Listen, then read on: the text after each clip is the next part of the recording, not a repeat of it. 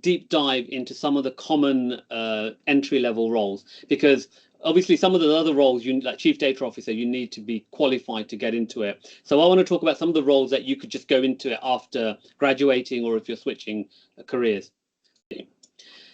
The other one is machine learning engineer. Here, like I said, the models that data scientists will build, it's not necessarily that you would build those models, but you would deploy those models. You'd make them scalable. You'd monitor drift. Drift is when the model stops working. Okay. So if I said, I'm going to build a model that predicts who's going to be a data engineer.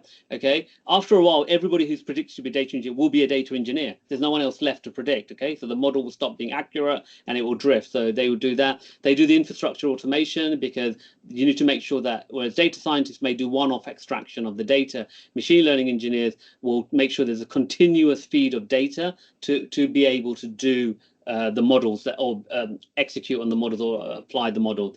And then they need to know about APIs, because a lot of the data now is transferred through APIs.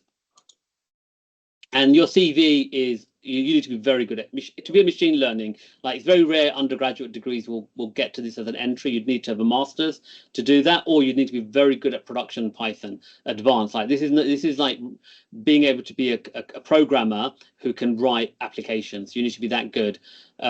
C#, because a lot of high edge computing requires that kind of language. You need to be very good at APIs and web frameworks, and that basically means, how do these applications work? So when you see a website like Netflix, how does it actually work? You need to understand how these work, because you can't deploy a model into a framework without understanding how that frameworks work. Containerization, again, not so important, but it is becoming common, where what they say is, look, when you build a model, we just want to deploy it. We don't want to like go off and rebuild it from scratch. So you would containerize it and then you just deploy it. So it's a bit like when you get a brand new laptop, no one comes and installs Windows for you, codes Windows for you. Windows just installs. It's in a package. You load it and it just configures to the hardware, and you get Windows going in there. So it's a similar principle there. You need to have a good understanding of neural network, at least at a foundational level. Okay, so CNNs,